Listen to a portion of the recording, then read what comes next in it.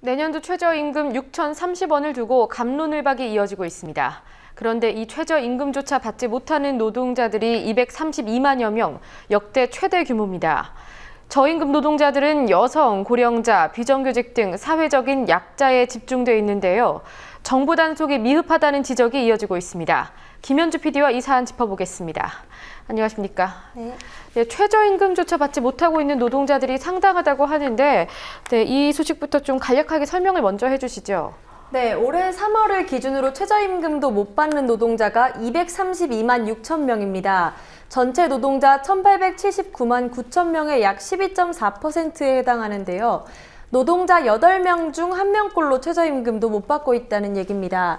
여기 화면에 나오시는 경제활동인구 부가조사 결과를 보면 지난해 3월과 비교해서 최저임금을 못 받는 미달자 비율이 0.2%포인트 줄었지만 사람 수는 11,000명 증가한 것으로 나타납니다.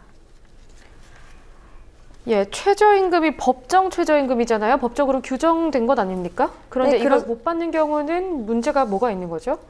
네, 일단 여성이나 청년, 그리고 고령자, 비정규직 등이 못 받고 있는데요. 성별이나 연령별로 한번 살펴보겠습니다. 성별을 먼저 살펴보면 남자의 경우 못 받는 경우가 7.8% 정도가 되는데 여자의 경우 18.3%로 약 2배가 넘게 차이 납니다. 네. 연령별로 보시면요. 25세 미만의 미달률이 28.4%인데 55세 이상의 미달률도 28.5%입니다. 그런데 그 중간에 25세에서 34세, 그리고 35세에서 44세, 45세에서 54세의 경우에는 각각 5.1%, 5.5%, 9.5%로 한 자릿수에 그친 것과 이렇게 청년, 장년이 대비됩니다. 고용 형태별로 보면 최저임금을 못 받는 정규직은 1.7%지만 비정규직은 25.7%에 달합니다. 네, 지금 언급한 사례를 보면 여성, 비정규직, 고령자 등등 이런 케이스는 원래 받고 있는 평균 임금 자체가 안 그래도 낮은 상황인데 최저임금조차 제대로 보장이 되지 못하고 있는 상황이라는 거죠. 네, 그렇습니다. 그런데 왜 이렇게 많은 업체가 위반을 하는 게 가능한 겁니까? 위반해도 법에 따른 조치가 제대로 이뤄지지 않기 때문입니다.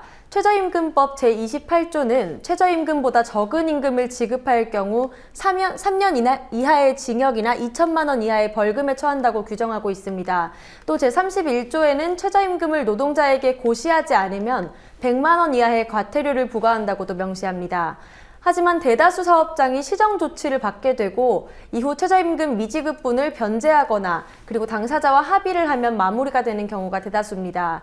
2006년에서 2013년까지 고용노동부가 적발한 최저임금 위반 건수는 76,425건이었는데요.